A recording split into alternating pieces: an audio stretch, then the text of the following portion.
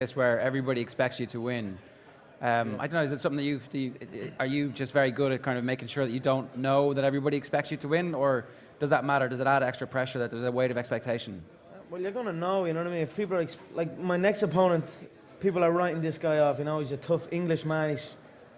A lot of people are writing him off already. You know, so I don't really play into that. You know what I mean? You just again focus on your training, focus on what you've been doing in the gym or on the pitch, so to speak. You know what I mean? So.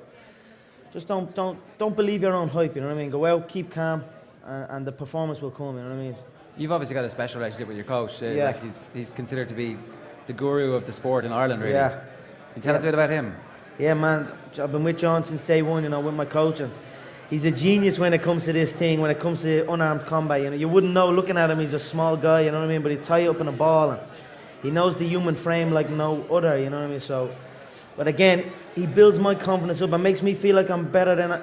Makes you feel like you're better than you are, you know, and without me actually knowing, you know, that he's actually trying to do that. Do you know what I'm trying to say? Like, not too forward, like, but building up your confidence on a subliminal level, nearly, you know what I mean? That's what... John always put it to me is that we can change this and do something that people haven't seen before, you know what I mean?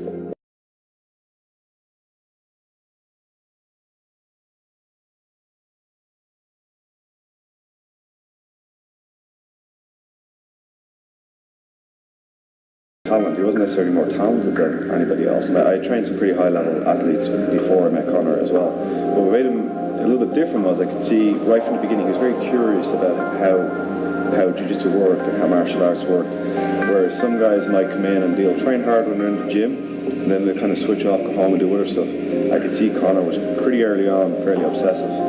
He would be always thinking about it outside of training, and when he came into training he always had kind of interesting questions, or he was always questioning what I would show him, and he'd maybe come up with his own way of doing things. So as a coach I've noticed that over the years that the guys who tend to get better quicker are ones that are thinking about it a lot more.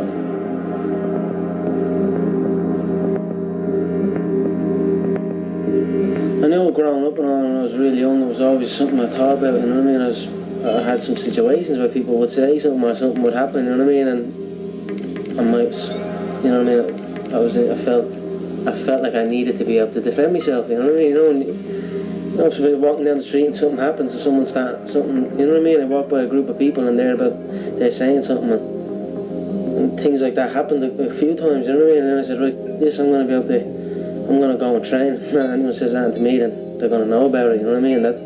That's how I started. I remember walking back from school, walked by a load of blokes, some load of youngsters, and I was just on my own, little kid, my school bag on. And he started saying something or whatever, and I just turned away, and then he came running at me, and I just ran off. There was about 6 of them. So instead of going and bringing my school bags, I emptied out all my school bags, and I had like a dumbbell, you know, a weight off a dumbbell.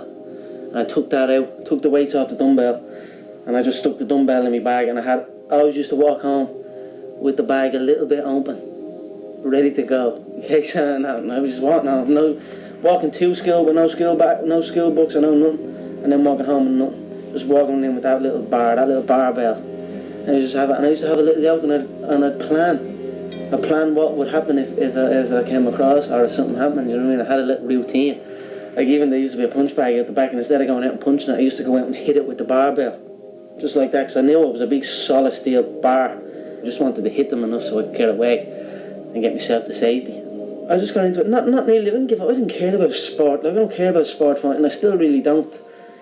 I didn't get in it to be the All-Ireland champion or the world champion. I didn't get in it. I just got in it so people would say, right, this guy can do this, or this guy does a bit of training, or does something. We'll just watch him, we'll just leave him alone. That was how I started doing it. And then it turns out I was good at it, you know what I mean? And that's it. I just got lost in it then, and it became more than just that.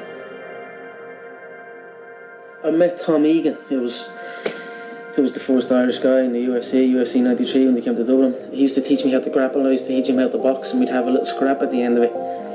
And then we were doing that for a while. I'd stay up here from Friday, Saturday, Sunday, and then come home. And then we found out he knew about John's, or had heard about John Kavanagh's straight blast gym, and you can go and actually train properly in a gym, like not just not just in a shed, but just what we were doing. Yeah, Conor, like at the beginning, he went through a really good spell. He was competing well, he was training hard. And then he gets to get into those kind of late teens, problem years, when he was 18, 19, 20, and maybe he went a little bit off-road. And we kind of missed him for about a year in the gym. And that's it, I just was in and out of the gym, and I'd come, I'd fight, then I'd off for 2 months, then I'd go back. You know what I mean? That was the kind of relationship I had. And then one time, my first loss, he put me as the headline of one of the shows, John did.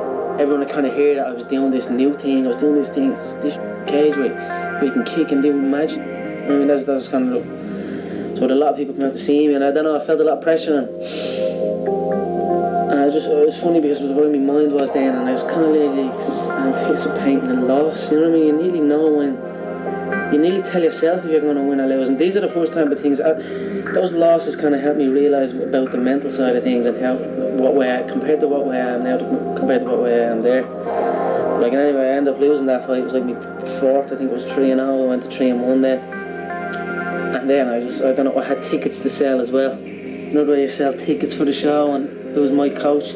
But I was getting tickets at 30 euro for a ticket, and I was selling them to all my friends, and they were just coming at, I was getting 30 quid here, and then 3 hours later I was getting another 30 quid. So I was kind of dipping and dabbing into it, you know what I mean? So before I knew it, it was like 600 quid that was gone. and I was like, right, I'm just not going to go back. I don't know, I was just young and stupid basically, and then a while went by, and then Tom got the contract then, and John had heard that I was getting into a lot of trouble, which I was out doing no good, you know what I mean? I wasn't doing anything productive, and the next thing I know, I'm sitting in my house, depressed down my head one night after being out on a weekend partying and doing all sorts of shit, and John shows up at my front door. It was actually a phone call from his mother that prompted me to call up to his house, and she rang me and asked would I have a word with him and tried to get him back training. So I called up, and we had a very frank discussion. You know, I just told him I thought he was throwing away a lot of ability and a lot of promise, and just basically wasting it, hanging out with friends that were maybe not really good friends to be hanging out with. And in fairness, he took it to heart, and that was, I guess, one of the big turning points in Conor's career, because he came back with a vengeance. He really came back full on in training, and he took that second opportunity by the horns, and since then I'm basically trying to kick him out of the gym. Like when I get him in here, that's it. He's here for the day, and he trains harder than pretty much anybody in the gym. He's one of the hardest workers. So I guess that was one of his. That was a big turning point for him, and it was kind of a nice thing that I remember at his when he won his first Cage Warriors world title. His mother was at it, and when I was walking out of cage, she kind of grabbed me and stopped me and said, "Do you remember that day I got you to come up to the house to talk to him?" I suppose it's a bit like a movie moment. She was a bit teary, and it was kind of a nice happy ending to the story. I should say happy beginning, because I really feel Conor's only kind of starting to fulfill his ability, and I hope that she's there when he wins his UFC belt, and we can kind of smile and look back on those days. And that was him reaching out to me, so I wasn't gonna just f off again. You know what I mean? And I still had troubles in and out and all, but I stuck with it, and it made me and John closer, you know what I mean? And now here we are. Now I'm going to go out and represent his gym and him, and like I said I would when he came up and helped me out. I told him I have the ability to get here. I told him I believed in myself, you know what I mean? And he believed in me, and that belief he had in me made me feel like I was better than I probably was at the time, you know what I mean? And then that was it, we just go from there. The bond has grown, and now here we are, and it's perfect timing for this.